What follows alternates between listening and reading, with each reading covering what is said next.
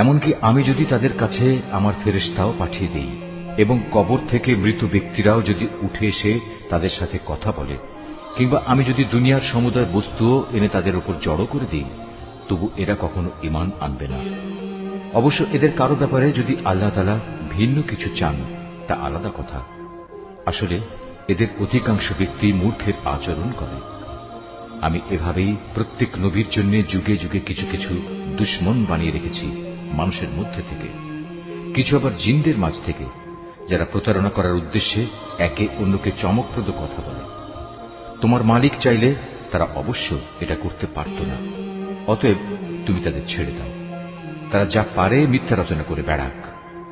যারা শেষ বিচারের দিনের উপর ঈমান রাখে না, তাদের মন এর ফলে শয়তানের প্রতি অনুরাগী হয়ে পড়ে, যাতে করে তারা তার ব্যাপারে সন্তুষ্ট থাকতে পারে। সর্বোপরি তারা যেসব কুকর্ম চালিয়ে যেতে চায় তাও এর ফলে নির্বিঘ্নে তারা চালিয়ে যেতে পারে। তুমি বলো, আমি কি আল্লাহ তাআলা ছাড়া অন্য কোন ফয়সালাকারী সন্ধান করব? অথচ তিনিই হচ্ছেন সেই মহান সত্তা, যিনি তোমাদের কাছে তাঁর কেতাব সবিস্তার নাজিল করেছেন। আগে যাদের আমি আমার কেতাব দান করেছিলাম তারা জানে তোমার মালিকের পক্ষ থেকে সত্যবাণী নিয়েই এটা আল কোরআন নাজিল করা হয়েছে। অতএব তুমি কখনো সন্দিহানদের অন্তর্ভুক্ত হও না। ন্যায় ও ইনসাফের আলোকে তোমার মালিকের কথাগুলো পরিপূর্ণ এবং তাঁর এ কথা পরিবর্তন করার কেউ নেই। তিনি সর্বশ্রোতা, সর্বজ্ঞ। হে মুহাম্মদ, দুনিয়ার অধিকাংশ মানুষের কথা যদি তুমি মেনে চলো, তাহলে তারা তোমাকে আল্লাহ তাআলার পথ থেকে বিচ্যুত করে ছাড়বে, কেননা এরা নিছক অনুমানের উপর ভিত্তি করেই চলে।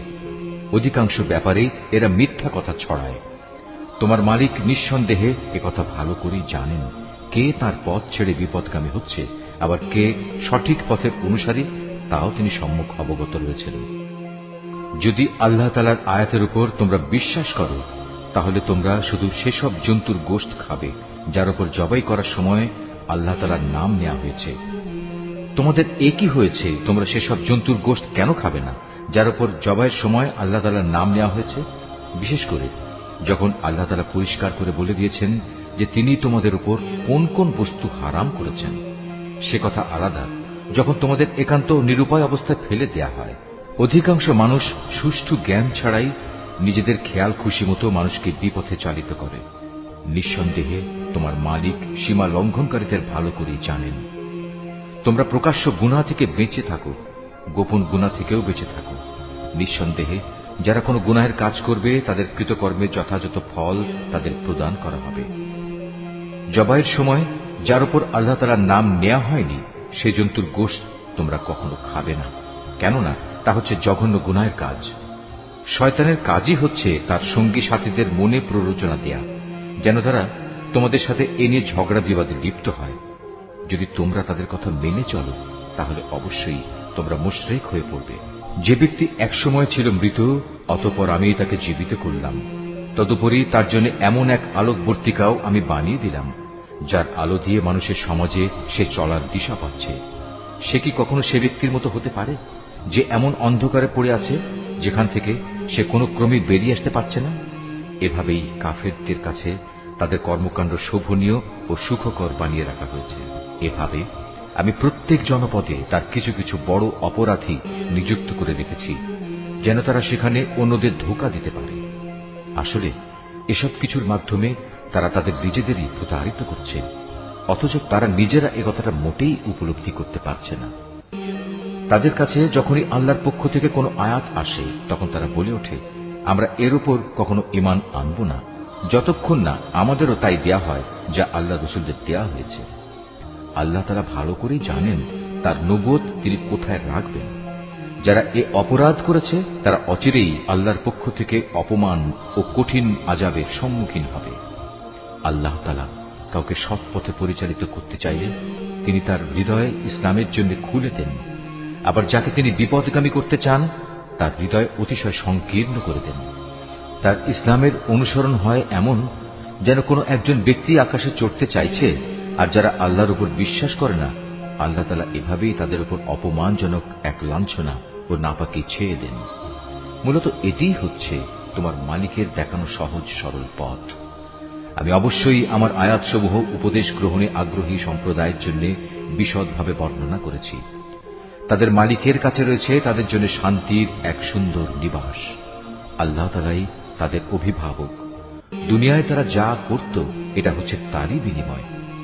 স্মরণ করো, যেদিন আল্লাহ তাআলা সবাইকে একত্রিত করবেন, তখন তিনি শয়তানরূপী জিনদের বলবেন, হে জিন সম্প্রদায়, তোমরা তো বিভিন্ন সময় অনেক মানুষকে গোমরাহ করেছ।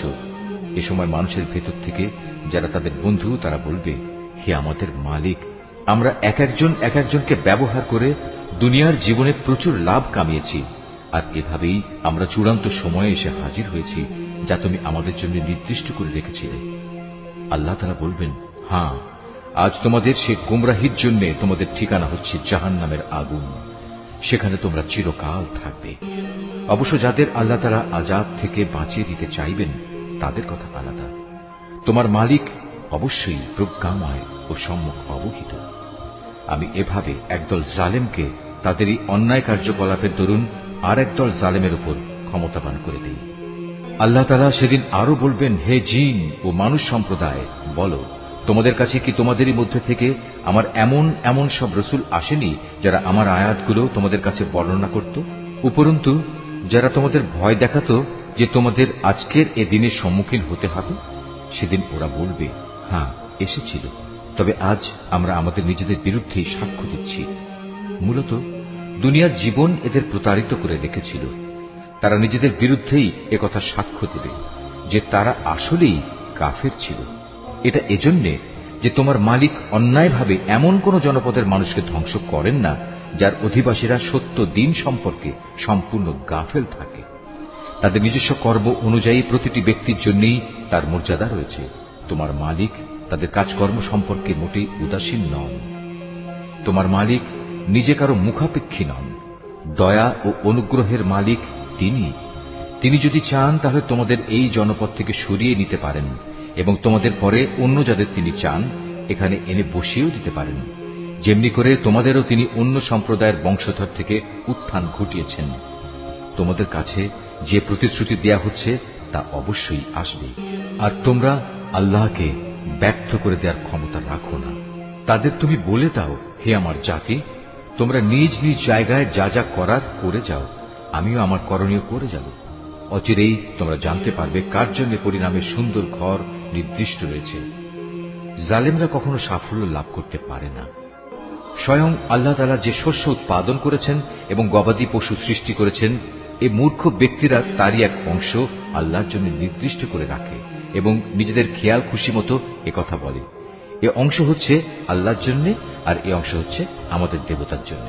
অতঃপর যা তাদের দেবতাদের জন্য রাখা হয় তা কখনো আল্লাহর কাছ পর্যন্ত পৌঁছায় না। যদিও আল্লাহর নামে যে ভাগ রাখা হয় তা শেষতক তাদের দেবতাদের কাছে গিয়েই পৌঁছে। কত নিকৃষ্ট তাদের এই বিচার! এভাবে বহু মুশরিকের ক্ষেত্রেই তাদের দেব দেবীরা তাদের আপন সন্তানদের হত্যা করার জঘন্য কাজও একান্ত শোভনীয় করে রেখেছে। এর উদ্দেশ্য হচ্ছে তাদের ধ্বংস সাধন করা এবং তাদের গোটা জীবন বিধানকেই তাদের কাছে সন্দেহের বিষয়ে পরিণত করে দেয়া। অবশ্য আল্লাহ তাআলা চাইলে তারা কখনো এ কাজ করত না। অতএব তুমি তাদের ছেড়ে দাও, মিথ্যা রচনা নিয়ে তাদের তুমি কিছুদিন ব্যস্ত থাকতে দাও। তারা বলে, এসব গবাদি পশু এবং এ খাদ্যশস্য নিষিদ্ধ তালিকাভুক্ত, আমরা যাকে চাইব সে ছাড়া অন্য কেউ তা খেতে পারবে না। এটা তাদের মন গড়া একটা ধারণা মাত্র। আবার তারা মনে করে কিছু গবাদি পশু আছে যার উপর আরোহণ করা নিষিদ্ধ, আবার কিছু গবাদি পশু আছে যার উপর জবাই করার সময় তারা আল্লাহর নাম স্মরণ করে না। আল্লাহর উপর মিথ্যা রচনা করার উদ্দেশ্যেই তাদের এসব অপচেষ্টা। অচিরেই আল্লাহ তাআলা তাদের এই মিথ্যাচারের জন্য তাদের যথাযথ প্রতিফল দান করবেন।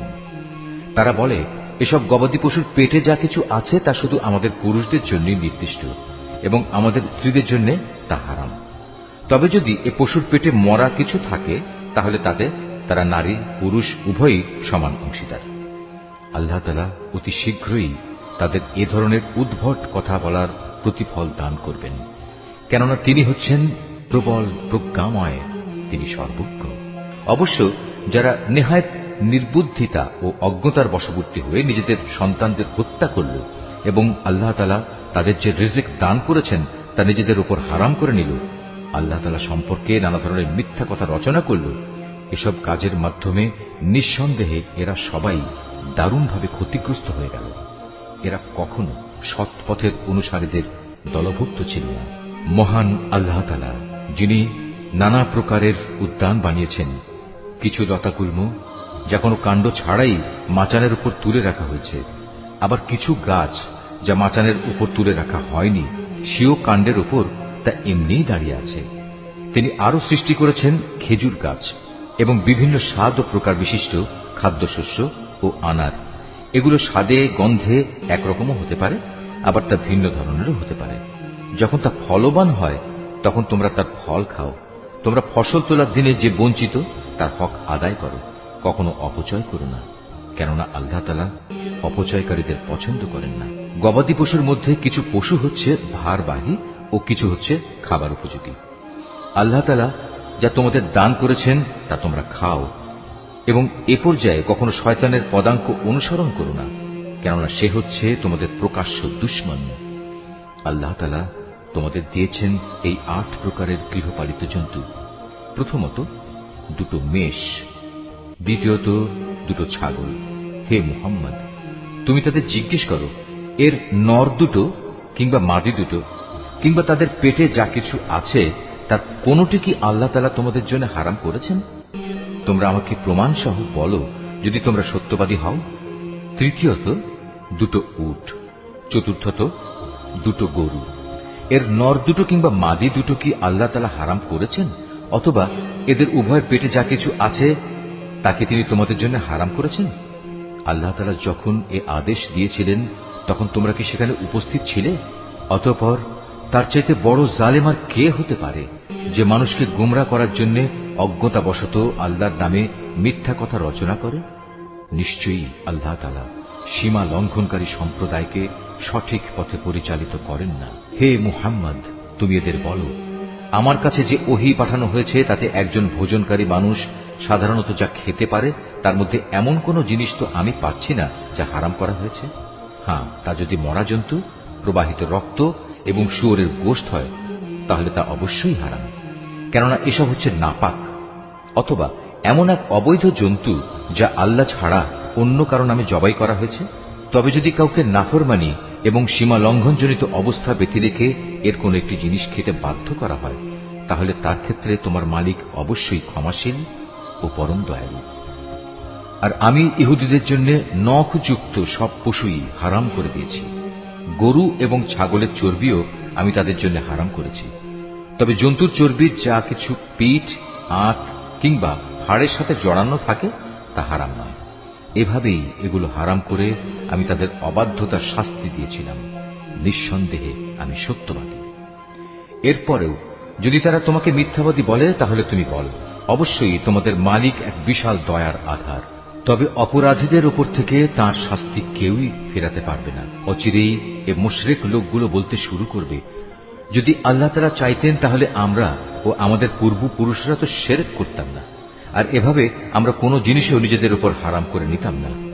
তুমি তাদের বলো, এর আগেও অনেকে এভাবে আল্লাহর আয়াতকে অস্বীকার করেছে, অবশেষে তারা আমার শাস্তির স্বাদ ভোগ করেছে। তুমি তাদের জিজ্ঞেস করো, তোমাদের কাছে কি সত্যি এমন কোন জ্ঞান মজুদ আছে? থাকলে অতঃপর তা বের করে আমার কাছে নিয়ে এসো। তোমরা তো কল্পনার উপর নির্ভর করে কথা বলো এবং হামেশাই মিথ্যার অনুসরণ করো। তুমি আরো বলো, সবকিছুর চূড়ান্ত প্রমাণ তো আল্লাহ তাআলার কাছেই রয়েছে।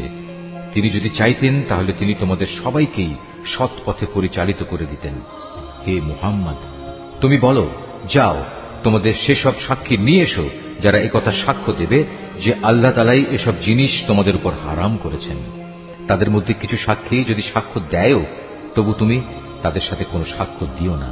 যারা আমার আয়াতকে অস্বীকার করেছে, যারা পরকালের উপর ঈমান আনেনি, উপরন্তু যারা অন্য কিছুকে তাদের মালিকের সমকক্ষ মনে করে, তাদের তুমি কখনো অনুসরণ করো না।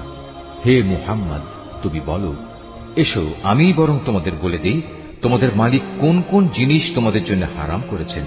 সেই জিনিসগুলো হচ্ছে, তোমরা তাঁর সাথে অন্য কিছুকে শরীক করবে না, পিতামাতার সাথে ভালো ব্যবহার করবে, দারিদ্র্যের আশঙ্কায় কখনো নিজেদের সন্তানকে হত্যা করবে না, কেননা আমি তোমাদের ও তাদের উভয়েরই আহার যোগাই। প্রকাশ্যে হোক কিংবা গোপনে হোক তোমরা অশ্লীলতার কাছেও যাবে না। আল্লাহ তাআলা যে জীবনকে তোমাদের জন্য মর্যাদাবান করেছেন তাকে কখনো যথার্থ কারণ ব্যতি রেখে হত্যা করো না। এ হচ্ছে কতিপয় নির্দেশ। আল্লাহ তাআলা এর মাধ্যমে তোমাদের আদেশ দিয়েছেন, এগুলো যেন তোমরা মেনে চলো। আশা করা যায় তোমরা তাঁর বাণীসমূহ অনুধাবন করতে পারবে। তোমরা কখনো এতিমদের সম্পদের কাছেও যাবে না। তবে উদ্দেশ্য যদি নেক হয় তাহলে সে একটা নির্দিষ্ট বয়স সীমার পৌঁছা পর্যন্ত কোনো পদক্ষেপ নিলে তা ভিন্ন কথা। পরিমাপ ও ওজন করার সময় ন্যায্যভাবেই তা করবে। আমি কখনো কারো ওপর তার সাধ্য সীমার বাইরে কোনো দায়িত্ব চাপাই না। যখনই তোমরা কোনো ব্যাপারে কথা বলবে তখন ইনসাফ প্রতিষ্ঠা করবে, যদি তা তোমাদের একান্ত আপনজনের বিরুদ্ধেও হয়।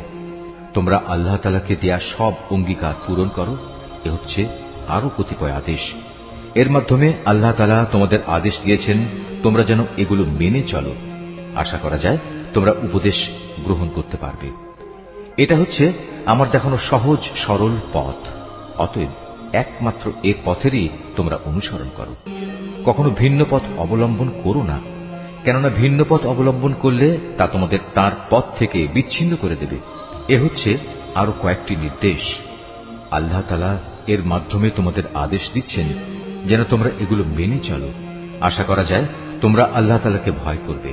অতঃপর আমি মূসাকে হেদায়েত সম্বলিত কিতাব দান করেছিলাম। তা ছিল পরিপূর্ণ এবং বিশদ হেদায়েত ও রহমত, যাতে করে বনি ইসরাইল সম্প্রদায়ের লোকেরা একথার উপর বিশ্বাস স্থাপন করে যে একদিন তাদের সবাইকে তাদের মালিকের সমীপে হাজির হতে হবে।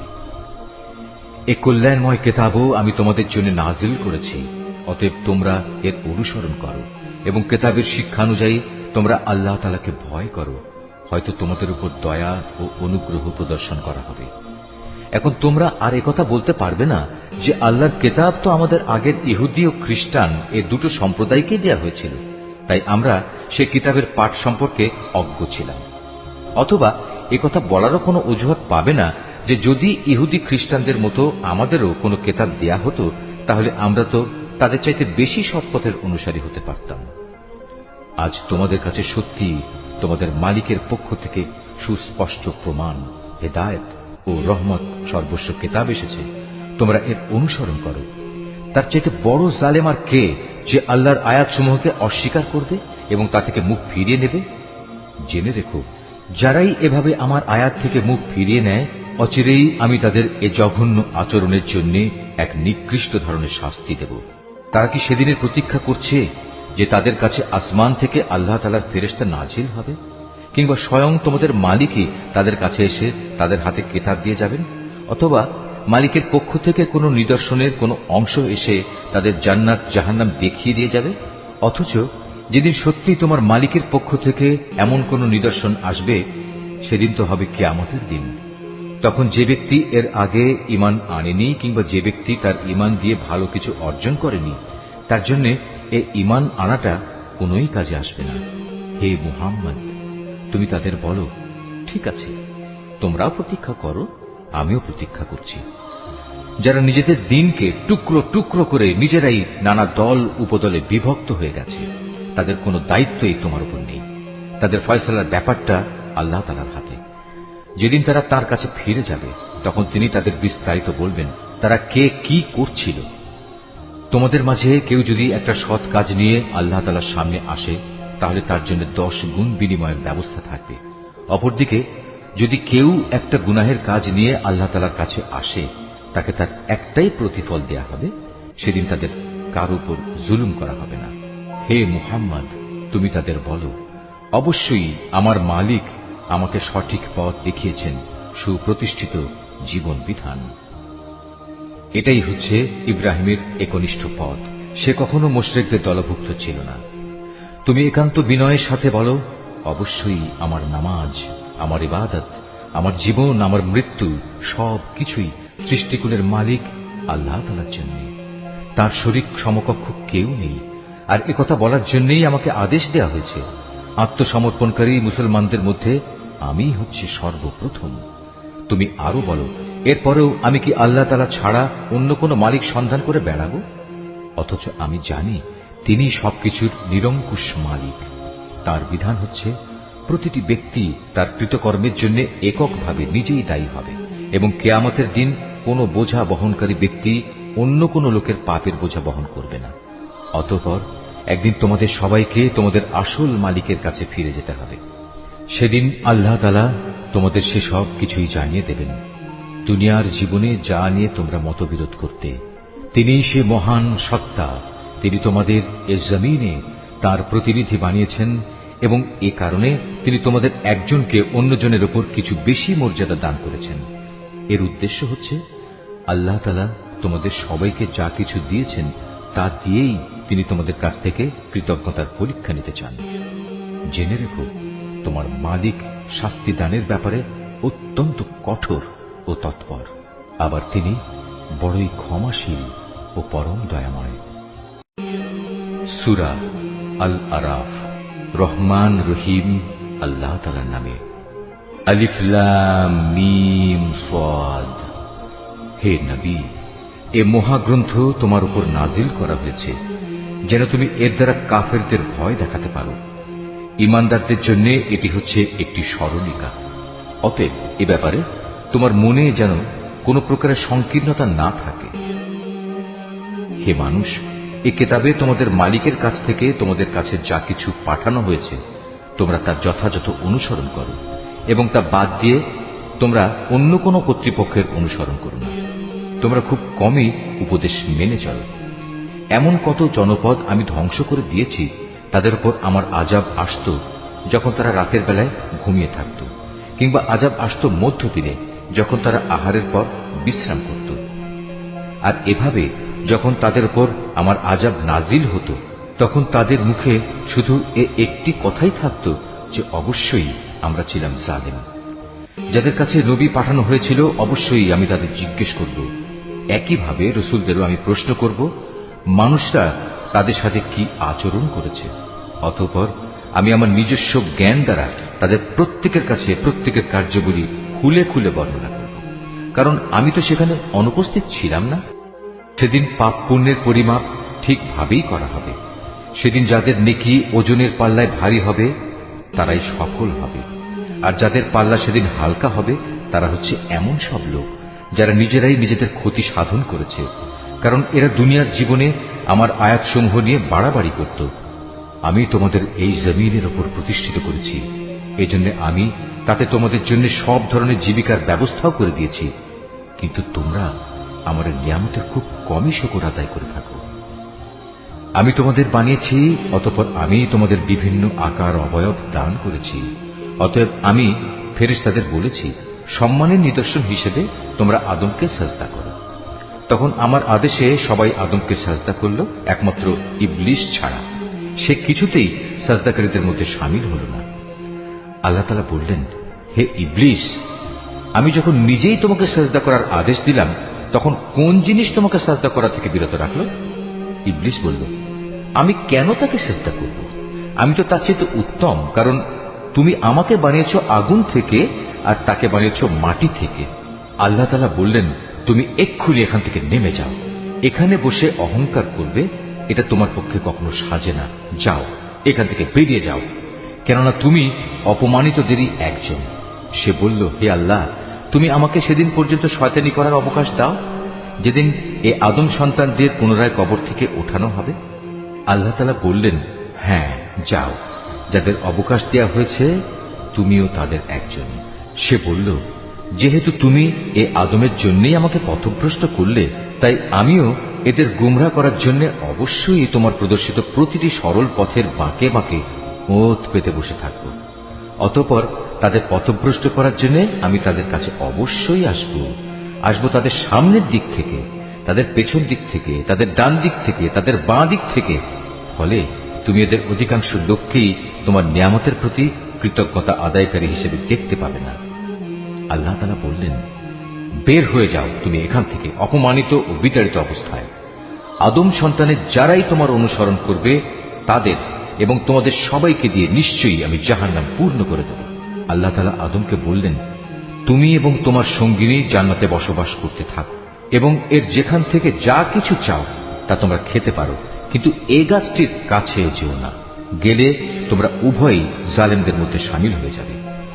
অতঃপর শয়তান তাদের দুজনকেই কুমন্ত্রণা দিল যেন সে তাদের নিজেদের লজ্জাস্থানসমূহ, যা তাদের পরস্পরের কাছ থেকে গোপন করে রাখা হয়েছিল, প্রকাশ করে দিতে পারে।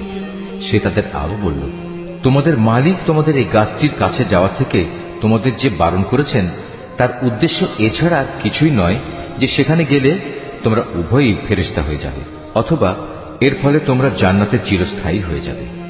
সে তাদের কাছে কসম করে বলল, আমি অবশ্যই তোমাদের উভয়ের জন্য তোমাদের হিতাকাঙ্ক্ষীদের একজন। এভাবে সে এদের দুজনকেই প্রতারণার জালে আটকে ফেলল। অতঃপর এক সময় যখন তারা উভয় সেই গাছ ও তার ফল আস্বাদন করল, তখন তাদের লজ্জাস্থানসমূহ তাদের উভয়ের সামনে খুলে গেল। সাথে সাথে তারা জান্নাতের বিভিন্ন লতাপাতা নিজেদের উপর জড়িয়ে নিজেদের গোপন স্থানসমূহ ঢাকতে শুরু করল। তাদের মালিক তখন তাদের ডাক দিয়ে বললেন, আমি কি তোমাদের উভয়কে এই গাছটির কাছে যাওয়া থেকে নিষেধ করিনি, এবং আমি কি তোমাদের একথা বলে দেইনি যে শয়তান হচ্ছে তোমাদের উভয়ের প্রকাশ্য দুশমন? নিজেদের ভুল বুঝতে পেরে তারা দুজনেই বলে উঠল, হে আমাদের মালিক, আমরা আমাদের নিজেদের উপর জুলুম করেছি। তুমি যদি আমাদের মাফ না করো, তাহলে অবশ্যই আমরা চরম ক্ষতিগ্রস্তদের দলে সামিল হয়ে যাব। আল্লাহ তাআলা বললেন, এবার তোমরা সবাই এখান থেকে নেমে যাও। আজ থেকে তোমরা ও শয়তান চিরদিনের জন্য একে অপরের দুশমন। সুনির্দিষ্ট সময় পর্যন্ত পৃথিবীতে থাকার উদ্দেশ্যে তোমাদের জন্য সেখানে বসবাসের জায়গা ও জীবন সামগ্রীর ব্যবস্থা থাকবে। আল্লাহ তাআলা আরো বললেন, তোমরা সেখানেই জীবন যাপন করবে, সেখানেই তোমরা মৃত্যুবরণ করবে, এবং সেখান থেকেই তোমাদের পুনরায় বের করে আনা হবে। হে আদম সন্তানরা, আমি তোমাদের উপর পোশাক সংক্রান্ত বিধান পাঠিয়েছি, যাতে করে এর দ্বারা তোমরা তোমাদের গোপন স্থানসমূহ ঢেকে রাখতে পারো এবং নিজেদের সৌন্দর্যও ফুটিয়ে তুলতে পারো। তবে আসল পোশাক হচ্ছে কিন্তু তাকওয়ার, আল্লাহর ভয় জাগ্রতকারী পোশাক। আর এটা হচ্ছে উত্তম পোশাক, এবং এটা আল্লাহর নিদর্শনসমূহেরও একটি অংশ। এর উদ্দেশ্য হচ্ছে যাতে করে মানুষরা এর থেকে শিক্ষা গ্রহণ করতে পারে। হে আদমের সন্তানরা, শয়তান যেভাবে তোমাদের পিতামাতাকে জান্নাত থেকে বের করে দিয়েছে, তেমনি করে তোমাদেরও সে যেন প্রতারিত করতে না পারে। শয়তান তাদের উভয়ের দেহ থেকে তাদের পোশাক খুলে ফেলেছিল, যাতে করে তাদের উভয়ের গোপন স্থানসমূহ উভয়ের কাছে উন্মুক্ত হয়ে পড়ে। মূলত সে নিজে এবং তার সঙ্গী সাথীরা তোমাদের এমন সব স্থান থেকে দেখতে পায় যেখান থেকে তোমরা তাদের দেখতে পাও না। যারা আমাকে বিশ্বাস করে না, তাদের জন্য শয়তানকে আমি অভিভাবক বানিয়ে দিয়েছি। এদের অবস্থা হচ্ছে, তারা যখন কোনো অশ্লীল আচরণ করে, তখন তারা বলে, আমরা আমাদের পূর্বপুরুষদেরও এর উপর পেয়েছি, স্বয়ং আল্লাহ তাআলাই আমাদের এর নির্দেশ দিয়েছেন। হে নবী, তুমি বলো, আল্লাহ তাআলা কখনো অশ্লীল কিছুর হুকুম দেন না। তোমরা কি আল্লাহ তাআলা সম্পর্কে এমন কিছু বলছো যার ব্যাপারে তোমরা কিছুই জানো না? তুমি আরো বলো, আমার মালিক তো শুধু ন্যায় ইনসাফের আদেশ দিচ্ছেন। তার আদেশ হচ্ছে প্রতিটি ইবাদতেই তোমরা তোমাদের লক্ষ্য স্থির রাখবে, তাকেই তোমরা ডাকো, জীবন বিধান একান্তভাবে তার জন্যই খালেস করে। যেভাবে তিনি তোমাদের প্রথম সৃষ্টি করেছেন, সেভাবেই তোমাদের আবার সৃষ্টি করা হবে। অতঃপর একদল লোককে তিনি সঠিক পথ দেখিয়েছেন, আর দ্বিতীয় দলটির উপর গুমরাহি ও বিদ্রোহ ভালোভাবেই চেপে বসেছে। এরাই পরবর্তী পর্যায়ে আল্লাহ তাআলাকে বাদ দিয়ে শয়তানদের নিজেদের অভিভাবক বানিয়ে নিয়েছে। এ সত্ত্বেও তারা নিজেদের সঠিক পথের ওপর মনে করে। হে আদম সন্তানরা, তোমরা প্রতিটি ইবাদতের সময়ই তোমাদের সৌন্দর্য মণ্ডিত পোশাক গ্রহণ করো। তোমরা খাও এবং পান করো, তবে কোনো অবস্থাতেই অপচয় করো না, কেননা আল্লাহ তাআলা অপচয়কারীদের কখনো পছন্দ করেন না। হে নবী, তুমি বলো, আল্লাহ তাআলার দয়া, সৌন্দর্য মণ্ডিত পোশাক এবং পাক পবিত্র জিনিস খাবার খাওয়া তোমাদের জন্য কে হারাম করেছে? এগুলো তো আল্লাহ তাআলা স্বয়ং নিজেই তার বান্দাদের জন্য বের করে এনেছেন। তুমি বলো, এগুলো হচ্ছে সাধারণত পার্থিব পাওনা, কিন্তু কিয়ামতের দিন বিশেষভাবে এগুলো ঈমানদারদের জন্য নির্দিষ্ট থাকবে। এভাবেই আমি জ্ঞানী সমাজের জন্য আমার আয়াতসমূহ খুলে খুলে বর্ণনা করি। তুমি এদের বলো, হ্যাঁ, আমার মালিক যা কিছু হারাম করেছেন তা হচ্ছে যাবতীয় প্রকাশ্য ও অপ্রকাশ্য অশ্লীল কাজ এবং গুনাহ ও অন্যায়ভাবে বাড়াবাড়ি করা। তিনি আরো হারাম করেছেন আল্লাহর সাথে অন্য কাউকে শরীক করা। যার ব্যাপারে তিনি কখনো কোনো সনদ নাজিল করেননি, এবং আল্লাহ তাআলা সম্পর্কে তোমাদের এমন সব বাজে কথা বলা যার ব্যাপারে তোমাদের কোনোই জ্ঞান নেই। প্রত্যেক জাতির জন্যই তার উত্থান পতনের একটি সুনির্দিষ্ট মেয়াদ রয়েছে। যখন তাদের সে মেয়াদ আসবে তখন তারা এক দণ্ড বিলম্বও করবে না, তেমনি তারা এক মুহূর্ত এগিয়েও আসবে না। হে আদম সন্তানরা, শুরুতেই আমি তোমাদের বলেছিলাম, যখনই তোমাদের কাছে তোমাদের মধ্যে থেকে এমন কোন রাসূল আসবে যারা তোমাদের কাছে আমার আয়াত পড়ে শোনাবে, তখন যারা সে অনুযায়ী আমাকে ভয় করবে এবং নিজেদের সংশোধন করে নেবে তাদের কোনোই ভয় থাকবে না, তারা কখনো দুশ্চিন্তাগ্রস্তও হবে না। আর যারা আমার আয়াতসমূহকে মিথ্যা প্রতিপন্ন করবে এবং বড়াই করে এর সত্য থেকে মুখ ফিরিয়ে নেবে, তারাই হবে জাহান্নামের অধিবাসী। সেখানে তারা চিরদিন অবস্থান করবে। যে ব্যক্তি আল্লাহ তাআলা সম্পর্কে মিথ্যা রচনা করে কিংবা তার আয়াতকে মিথ্যা সাব্যস্ত করে, তার চেয়ে বড় জালেম আর কে? এরা হচ্ছে সেসব ব্যক্তি যারা কেতাবে বর্ণিত দুর্ভোগের তাদের নিজেদের অংশ পেতে থাকবে। এমনি ভাবে তাদের মৃত্যুর সময় তাদের কাছে আমার ফেরেশতারা যখন এসে হাজির হবে, তখন ফেরেশতারা বলবে, বলো তারা এখন কোথায় যাদের তোমরা আল্লাহ তাআলার বদলে ডাকতে? তারা বলবে, আজ তারা আমাদের ছেড়ে সরে গেছে। তারা সেদিন সবাই নিজেদের বিরুদ্ধে সাক্ষ্য দেবে, তারা সত্যি কাফির ছিল। আল্লাহ তাআলা বলবেন, তোমাদের আগে যেসব মানুষের দল, জিনের দল গত হয়ে গেছে, তাদের সাথে তোমরাও আজ সবাই জাহান্নামের আগুনে ঢুকে পড়ো। এমনি করে যখন এক একটি জনগোষ্ঠী জাহান্নামে দাখিল হতে থাকবে, তখন তারা তাদের আদর্শগত ভাই বোনদের উপর লানত দিতে থাকবে। এভাবে লানত দিতে দিতে যখন সবাই সেখানে গিয়ে একত্র হবে, তখন তাদের শেষের দলটি পূর্ববর্তী দলের ব্যাপারে বলবে, হে আমাদের মালিক, এরাই হচ্ছে সেসব লোক যারা আমাদের গোমরা করেছিল, তুমি এদের জাহান্নামের শাস্তি দ্বিগুণ করে দাও।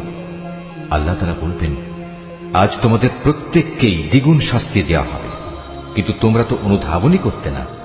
তাদের প্রথম দলটি তাদের শেষের দলটিকে বলবে, হ্যাঁ, আমরা যদি অপরাধী হয়েই থাকি তবে তোমাদেরও আমাদের উপর কোনো শ্রেষ্ঠত্ব ছিল না।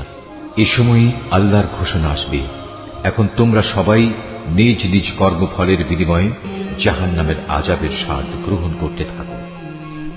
অবশ্যই যারা আমার আয়াতসমূহকে অস্বীকার করেছে এবং দম্ভ ভরে তা থেকে মুখ ফিরিয়ে নিয়েছে, তাদের জন্য কখনো রহমত ভরা আসমানের দুয়ার খুলে দেওয়া হবে না, যতক্ষণ পর্যন্ত একটি সূচের ছিদ্র পথ দিয়ে একটি উট প্রবেশ করতে না পারবে, ততক্ষণ পর্যন্ত এরা জান্নাতে প্রবেশ করতে পারবে না।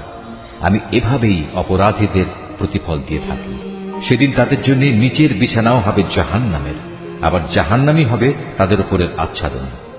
এভাবেই জালেমদের আমি প্রতিফল দিয়ে থাকি। অপরদিকে যারা আমার উপর ঈমান এনেছে এবং নেক আমল করেছে, আমি তাদের কারো উপর তাদের সাধ্যের বাইরে দায়িত্বভার অর্পণ করি না। এই নেক লোকেরাই হচ্ছে জান্নাতের অধিবাসী, তারা সেখানে চিরদিন থাকবে। তাদের মনের ভেতর পরস্পরের বিরুদ্ধে যে ঘৃণা বিদ্বেষ লুকিয়েছিল তা আমি সেদিন বের করে ফেলে দেব। তাদের জন্য নির্দিষ্ট জান্নাতের পাদদেশ দিয়ে ঝর্ণাধারা প্রবাহিত হবে। এসব দেখে তারা বলবে, সমস্ত প্রশংসা আল্লাহ তাআলার জন্য, যিনি আমাদের এই পুরস্কারের স্থানটি দেখিয়েছেন। আল্লাহ তাআলা আমাদের হেদায়েতের পথ না দেখালে আমরা নিজেরা কিছুতেই হেদায়েত পেতাম না। আমাদের মালিকের রাসূলরা এক নির্ভুল বিধান নিয়ে এসেছিল।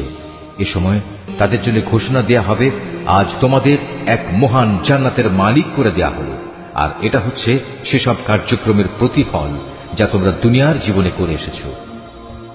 আমরা তো আমাদের মালিকের জান্নাত সংক্রান্ত ওয়াদা সত্য পেয়েছি, তোমরা কি তোমাদের মালিকের ওয়াদাসমূহ সঠিক পাওনি?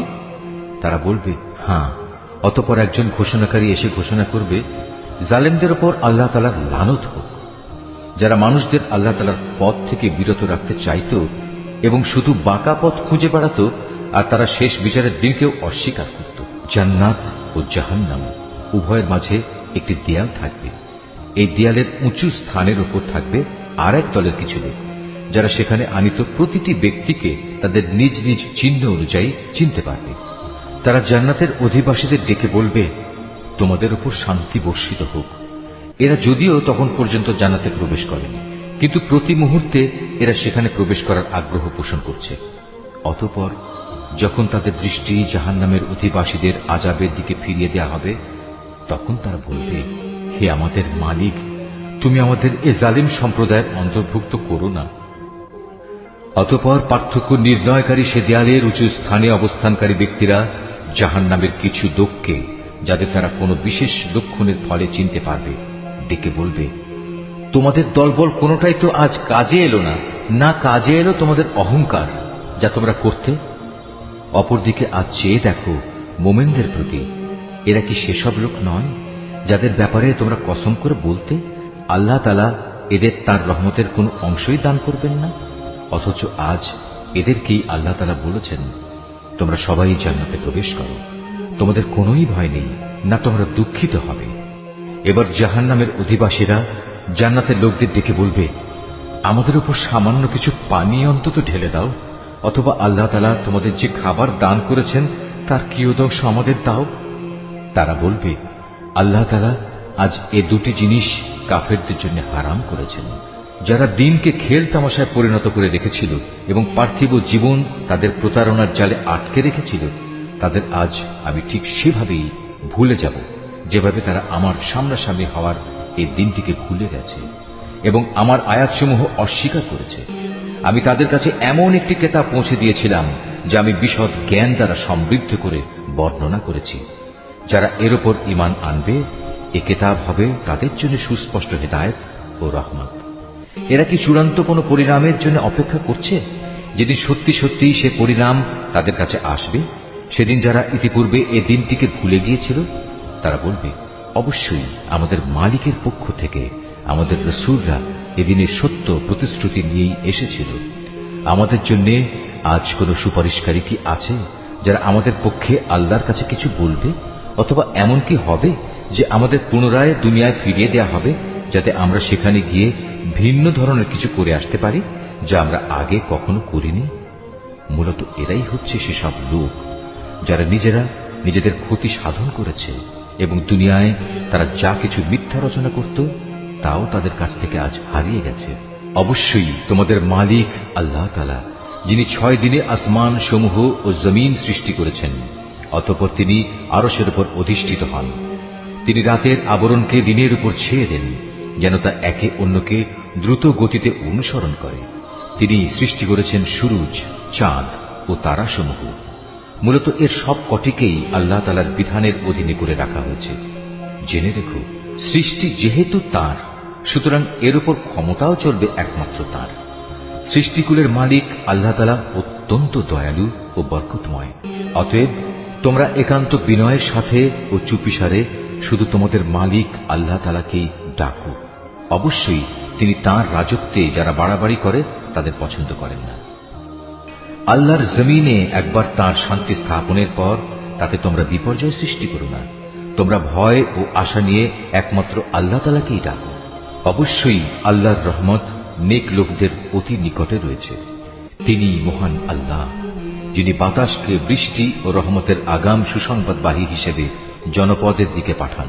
শেষ পর্যন্ত যখন সে বাতাস পানির ভারী মেঘমালা বহন করে চলতে থাকে, তখন আমি তাকে একটি মৃত জনপদের দিকে পাঠিয়ে দিই। অতঃপর সে মেঘ থেকেই আমি পানি বৃষ্টি বর্ষণ করি। অতঃপর তা দিয়ে জমিন থেকে আমি সব ধরনের ফলমূল বের করে আনি। এভাবে আমি মৃতকেও জীবন থেকে বের করে আনব। সম্ভবত এ থেকে তোমরা কিছু শিক্ষা গ্রহণ করতে পারবে। উৎকৃষ্ট জমিন, তা থেকে তার মালিকের আদেশে উৎকৃষ্ট ফসলই উৎপন্ন হয়। আর যে জমিন বিনষ্ট হয়ে গেছে তা কঠোর পরিশ্রম ব্যতীত কিছুই উৎপন্ন করে না। এভাবেই আমি আমার নিদর্শনসমূহ স্পষ্ট করে বর্ণনা করি এমন এক জাতির জন্য যারা আমার নিয়ামতের কৃতজ্ঞতা জ্ঞাপন করে। আমি নূহকে তার জাতির কাছে পাঠিয়েছি। অতঃপর সে তাদের বলল, হে আমার জাতির লোকেরা, তোমরা আল্লাহ তাআলার দাসত্ব কবুল করো। তিনি ছাড়া তোমাদের আর কোনো মাবুদ নেই। আমি তোমাদের উপর এক কঠিন দিনের আযাবের আশঙ্কা করছি। তার জাতির নেতারা বলল, হে নূহ, আমরা দেখতে পাচ্ছি তুমি এক সুস্পষ্ট গুমরাহিতে নিমজ্জিত রয়েছ। সে বলল, হে আমার সম্প্রদায়ের লোকেরা, আমার মধ্যে কোনোই গুমরাহি নেই। আমি তো হচ্ছি সৃষ্টিকুলের মালিক আল্লাহর পক্ষ থেকে আসা একজন রাসূল। আমার কাজ হচ্ছে আমি আমার মালিকের বাণীসমূহ তোমাদের কাছে পৌঁছে দেব এবং সে মতে তোমাদের শুভ কামনা করব। আখিরাত সম্পর্কে আমি আল্লাহ তাআলার কাছ থেকে এমন কিছু কথা জানি যা তোমরা জানো না। তোমরা কি এতে আশ্চর্যান্বিত হচ্ছ যে তোমাদের উপর তোমাদেরই মতো একজন মানুষের মাধ্যমে আল্লাহ তাআলার বাণী এসেছে, যাতে করে সে তোমাদের আযাব সম্পর্কে সতর্ক করে দিতে পারে? ফলে তোমরা সময় থাকতে সাবধান হবে এবং আশা করা যায় এতে করে তোমাদের উপর দয়া করা হবে। অতঃপর তারা তাকে মিথ্যা প্রতিপন্ন করল। আমি তাকে এবং তার সাথে যারা নৌকায় আরোহণ করেছিল তাদের সবাইকে আযাব থেকে উদ্ধার করেছি। আর যারা আমার আযাব সমূহকে মিথ্যা বলেছে তাদের আমি পানিতে ডুবিয়ে দিয়েছি। এরা ছিল গোঁড়া অন্ধ। আমি আদ জাতির কাছে পাঠিয়েছিলাম তাদেরই এক ভাই হুদকে।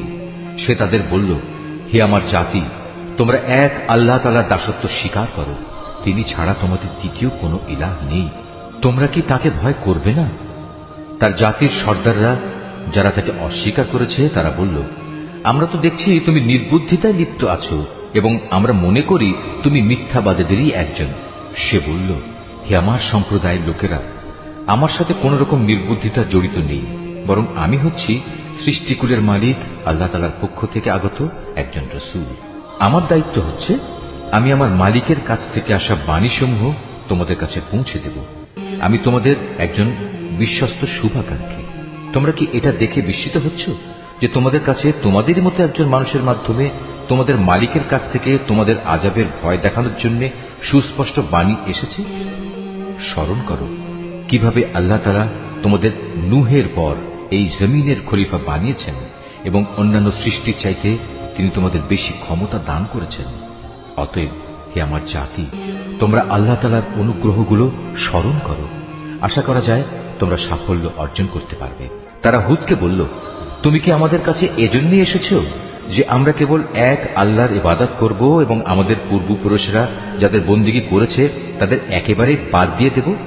এটাই যদি হয় তাহলে নিয়ে এসো আমাদের কাছে সে আযাব যার ব্যাপারে তুমি আমাদের এত ভয় দেখাচ্ছ, যদি তুমি সত্যবাদী হও। সে বলল, তোমাদের উপর তোমাদের মালিকের পক্ষ থেকে আযাব ও ক্রোধ তো নির্ধারিত হয়েই আছে। তোমরা কি আমার সাথে সে মিথ্যা মাবুদের নামগুলোর ব্যাপারে বিতর্কে লিপ্ত হতে চাও, যা তোমরা এবং তোমাদের বাপ দাদারা এমনি এমনি রেখে দিয়েছ, যার ব্যাপারে আল্লাহ তাআলা কোন রকম সনদ নাজিল করেননি? অতএব তোমরা অপেক্ষা করো, আমিও তোমাদের সাথে অপেক্ষা করতে থাকব। অতঃপর যখন আযাব এলো তখন আমি তাকে এবং তার সাথে যেসব ঈমানদার ব্যক্তি ছিল তাদের আমার রহমত দ্বারা আযাব থেকে বাঁচিয়ে দিলাম। আর যারা আমার আয়াতসমূহকে অস্বীকার করেছে আমি তাদের নির্মূল করে দিলাম। এরা তো আসলে ঈমানদারই ছিল না। সমুদ জাতির কাছে আমি পাঠিয়েছিলাম তাদেরই এক ভাই সালেহকে। সে এসে বলল, হে আমার জাতি, তোমরা এক আল্লাহ তাআলার বন্দেগী করো, তিনি ছাড়া তোমাদের আর কোনো ইলাহ নেই।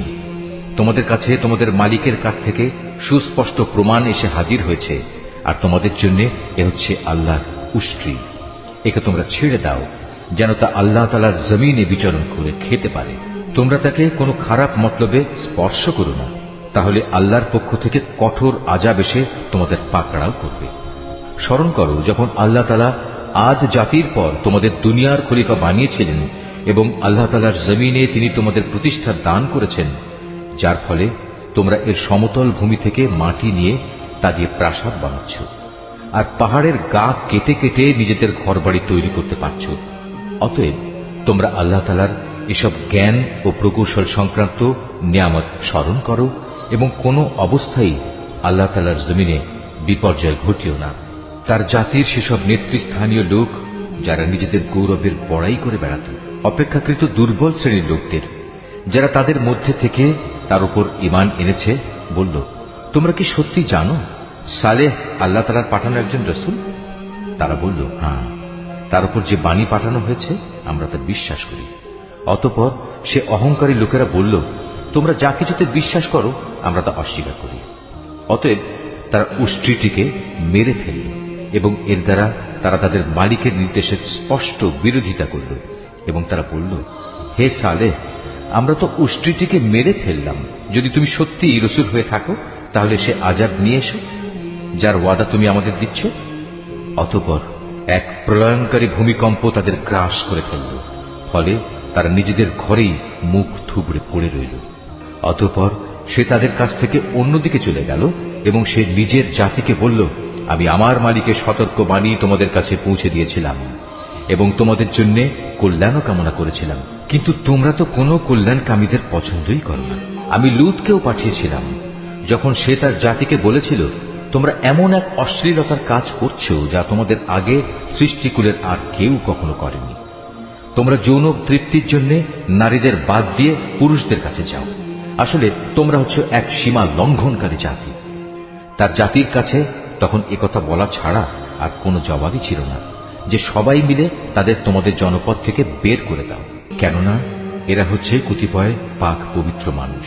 অতঃপর যখন আমার আযাব এলো, তখন আমি তাকে এবং তার পরিবার পরিজনকে উদ্ধার করলাম, তাদের স্ত্রীকে ছাড়া। সে আযাবে কবলিত হয়ে পেছনের লোকদের মধ্যে শামিল থেকে গেল। আমি তাদের উপর প্রচন্ড আযাবের বৃষ্টি বর্ষণ করতে থাকলাম। সুতরাং তুমি ভালো করে চেয়ে দেখো অপরাধী ব্যক্তিদের পরিণাম সেদিন কি ভয়াবহ হয়েছিল। আর মদিয়ানবাসীদের কাছে আমি পাঠিয়েছিলাম তাদেরই এক ভাই শোয়েবকে। সে তাদের বলল, হে আমার জাতি, তোমরা এক আল্লাহ তাআলার বন্দেগী করো, তিনি ছাড়া তোমাদের আর কোনো ইলাহ নেই। তোমাদের কাছে তোমাদের মালিকের পক্ষ থেকে সুস্পষ্ট নিদর্শন এসে গেছে, অতএব তোমরা সে মোতাবেক ঠিক ঠিক মতো পরিমাপ ও ওজন করবে। মানুষদের দেওয়ার সময় কখনো কম দিয়ে তাদের ক্ষতিগ্রস্ত করো না। আল্লাহ তাআলার এ জমিনে শান্তি ও সংস্কার স্থাপিত হওয়ার পর তাতে তোমরা পুনরায় বিপর্যয় সৃষ্টি করো না। তোমরা যদি আল্লাহ তাআলার উপর ঈমান আনো, তাহলে এটাই তোমাদের জন্য কল্যাণকর। প্রতিটি রাস্তায় তোমরা এজন্য বসে থেকো না যে তোমরা লোকদের ভীত সন্ত্রস্ত করবে, এবং যারা ঈমান এনেছে তাদের তোমরা আল্লাহ তাআলার পথ থেকে বিরত রাখবে, আর সব সময় অহেতুক দোষ ত্রুটি খুঁজতে থাকবে। স্মরণ করে দেখো, যখন তোমরা সংখ্যায় ছিলে নিতান্ত কম, অতঃপর আল্লাহ তোমাদের সংখ্যা বাড়িয়ে দিলেন। অতএব তোমরা পুনরায় চেয়ে দেখো বিপর্যয় সৃষ্টিকারীদের পরিণাম কি হয়েছিল। আমাকে যে বাণী দিয়ে পাঠানো হয়েছে তার উপর কোনো একটি জনগোষ্ঠী যদি ঈমান আনে, আর একটি দল যদি তার উপর আদৌ ঈমান না আনে, তাহলে আল্লাহর কি ক্ষতি হবে? অতঃপর তোমরা ধৈর্য ধারণ করো, যতক্ষণ না আল্লাহ তাআলা নিজেই আমাদের মাঝে একটা ফয়সালা করে দেন। তিনিই হচ্ছেন উত্তম ফয়সালাকারী।